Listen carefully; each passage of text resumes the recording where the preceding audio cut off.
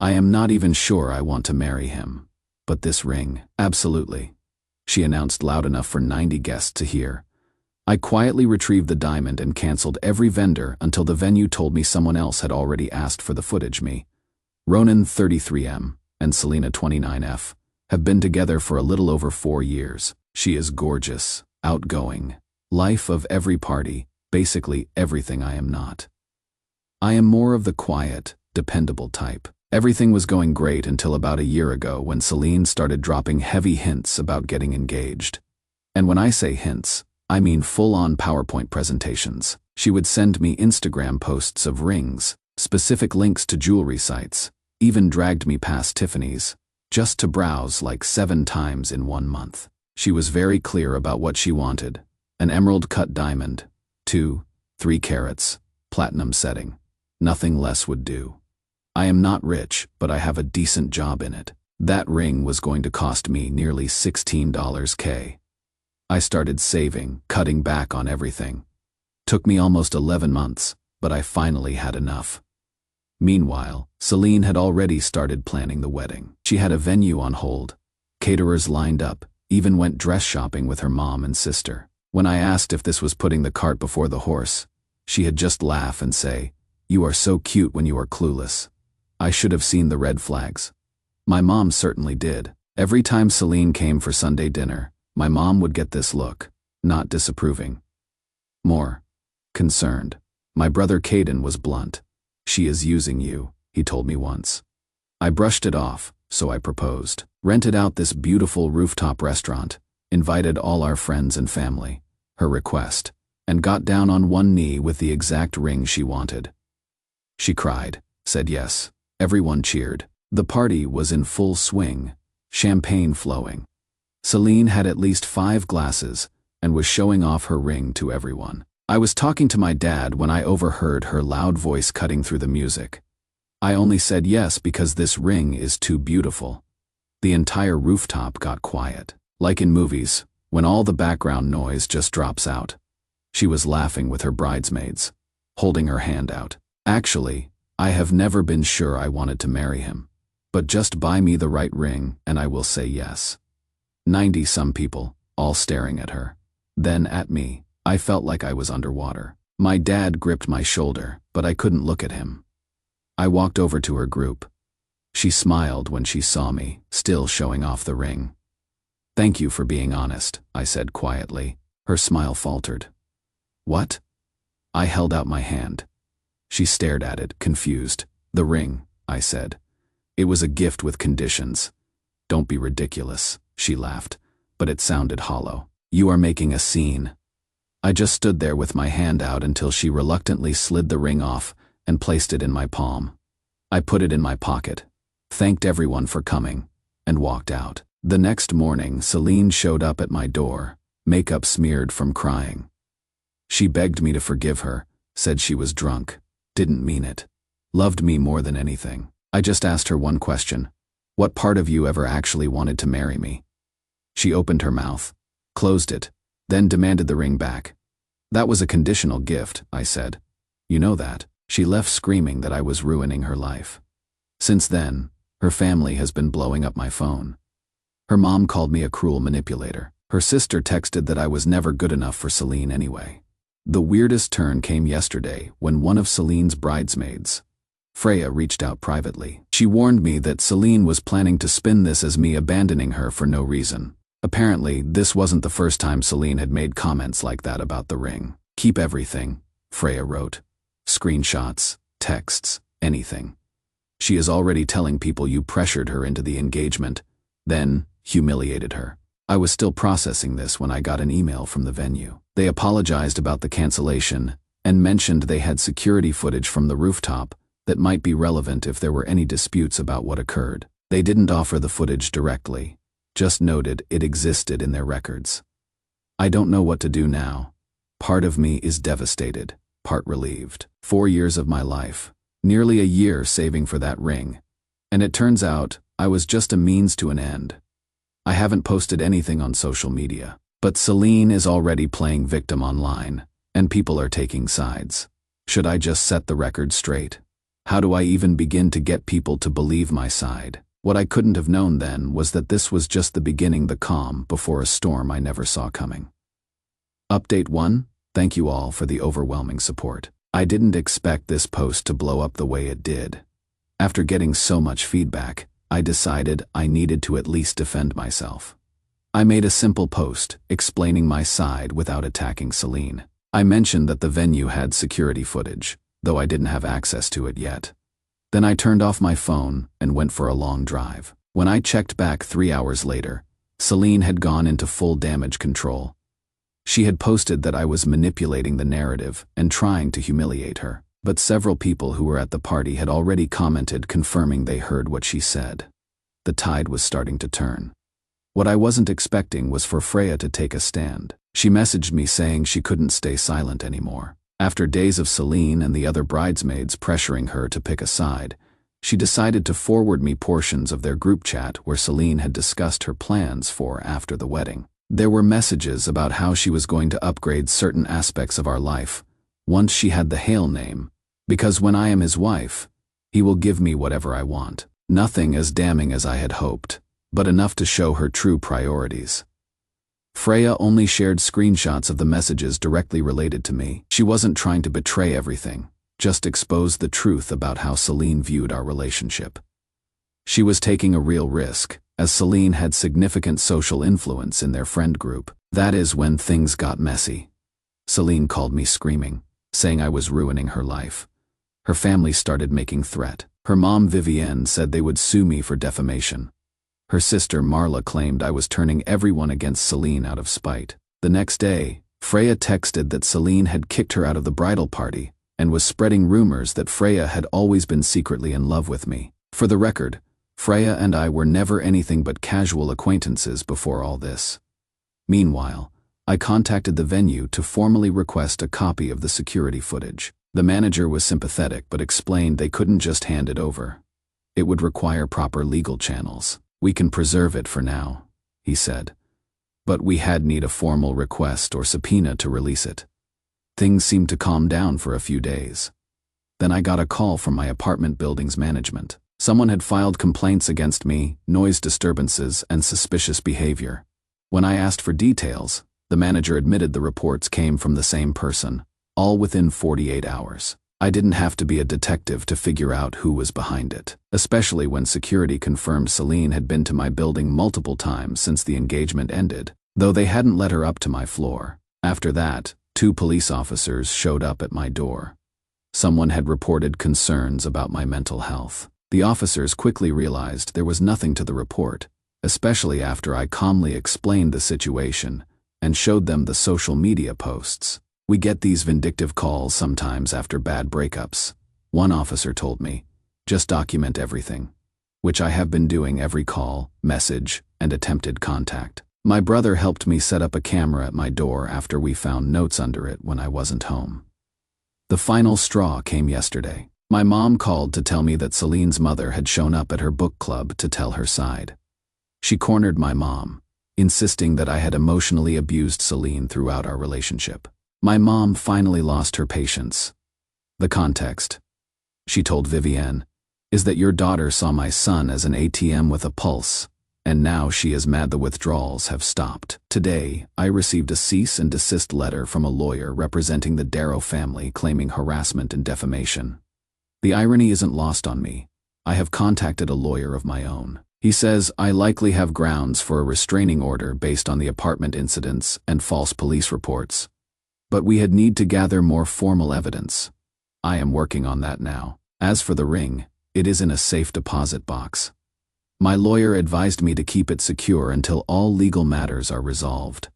On the personal front, I am doing okay, I guess. Some days are harder than others. I keep having moments where I forget it is over, and I will pick up my phone to text her about some inside joke. Then it all comes crashing back. The one silver lining is how my true friends have rallied around me. My family has been incredible. Caden's been staying with me a few nights a week, and my parents have me over for dinner constantly. Even Freya has become something of a friend. After the fallout with Celine's group, she reached out to apologize for not speaking up sooner. I convinced myself it was just drunk talk, she said. I didn't want to see what was right in front of me. I know exactly how she feels. If only I had known, then what was waiting for us in that courtroom. Update 2. It has been a month since my last update. The restraining order hearing was yesterday, and I am still processing everything that happened. When we arrived at the courthouse, I was surprised to see how many people were there. Not just Celine and her family, but several of her friends, co-workers, and even the wedding planner. My side was much smaller. Just me, my lawyer, my brother, and my parents. Celine looked different than I expected. She had always been immaculate, perfect hair, designer clothes, flawless makeup. But she came to court with minimal makeup, a simple blue dress, hair pulled back. My lawyer warned me this was probably strategic. She is trying to look like the victim, he whispered.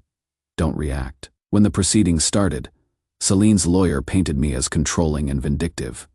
He claimed I had weaponized social media against an innocent mistake made while intoxicated. He said I had refused to return Celine's property, the ring, and was now trying to further punish her with a restraining order. Then it was my lawyer's turn. He presented what evidence we had.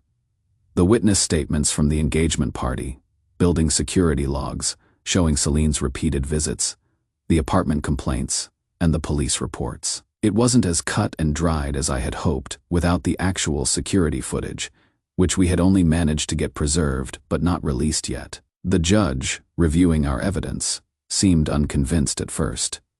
This could be interpreted as attempts at reconciliation, she noted. That is when the venue manager, who we had subpoenaed, testified about the security footage. He described what it showed but explained they couldn't release it without a court order due to privacy policies.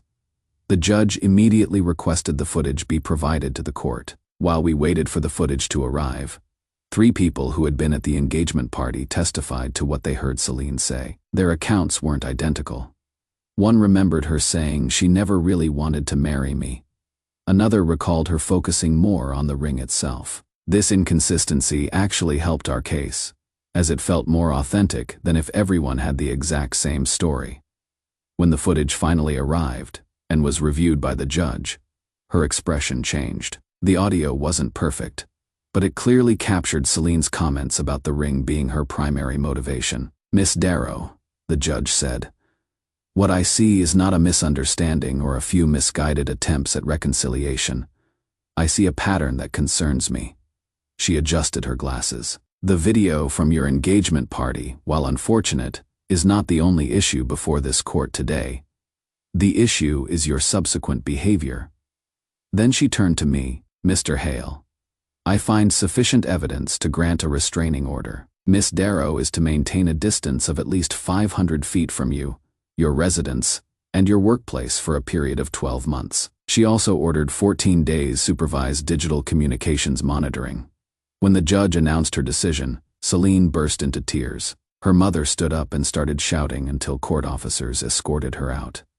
As we were leaving, Celine's sister Marla approached me in the hallway.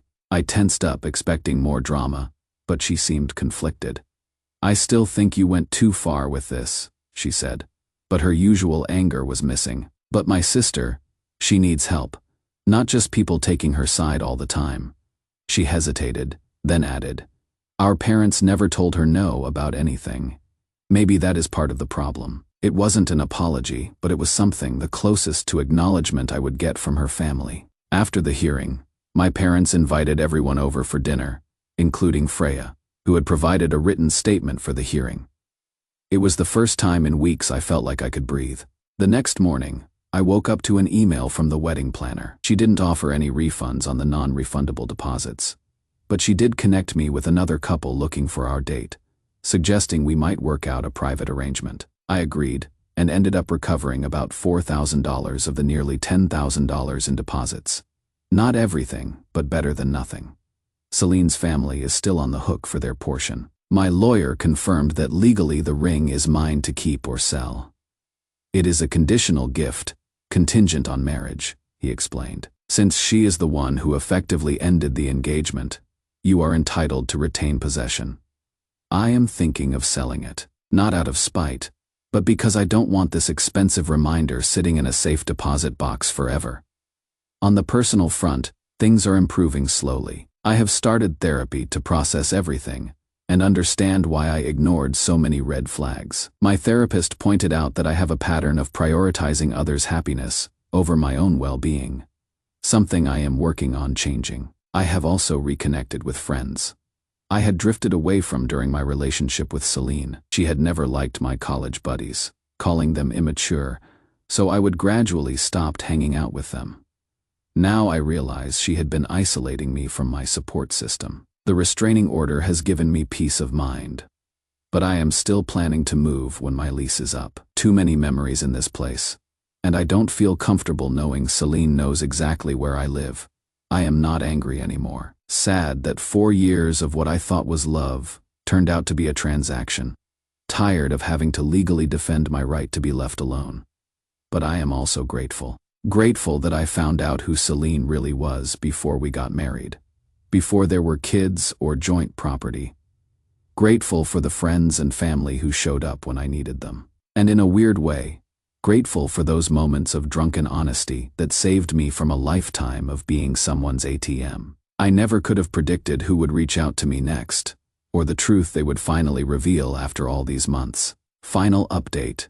It has been 6 months since my last update, and I wanted to give you all some closure on this chapter of my life. I sold the ring for $12,200. Not quite what I paid for it, but enough to pay off my car and put some into savings.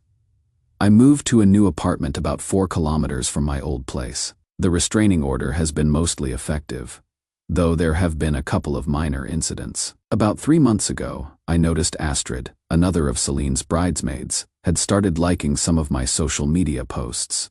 Nothing intrusive, just occasional likes and 1 or 2 supportive comments. Eventually, she sent a DM asking if we could talk. I was hesitant at first, but agreed to a brief public conversation. When we met, she seemed nervous. I have been wanting to reach out for months, she admitted, but I was afraid of the backlash from Celine. Turns out, the bridesmaid group had fractured after everything that happened. Some remained firmly in Celine's camp. Others distanced themselves quietly, and a few, like Astrid, had been wrestling with what they knew versus their loyalty to a longtime friend. There were conversations that should have been red flags for all of us, she said, like when Celine talked about her after-marriages plans. She didn't have concrete evidence like screenshots. She had deleted most of it out of guilt, but she confirmed Celine had discussed things like gradually replacing my furniture and pushing me toward a higher-paying job. At the time, we all laughed it off as getting him to adult properly, she said. But looking back, it wasn't funny. It was calculating. She didn't offer this information as some dramatic revelation, just as a quiet confirmation of what I already suspected. She wasn't trying to be a hero or stir up more drama, just someone making peace with her own conscience. Meanwhile, the restraining order hasn't been perfect. Celine created a few fake social media accounts to keep tabs on me until I increased my privacy settings. There were a couple of suspicious drive-bys reported by neighbors. Nothing serious enough to escalate legally. Just reminders that moving on isn't always a clean break. The most unexpected development came when I ran into Celine's father at a hardware store. It was awkward, but he asked if we could talk for a minute. I am not here to make excuses, he said, looking tired. Celine is an adult and responsible for her own choices, but Vivienne and we didn't do her any favors with how we raised her. He explained that they had always given Celine everything she wanted, never setting boundaries. We thought we were showing love, but we just created entitlement, he said.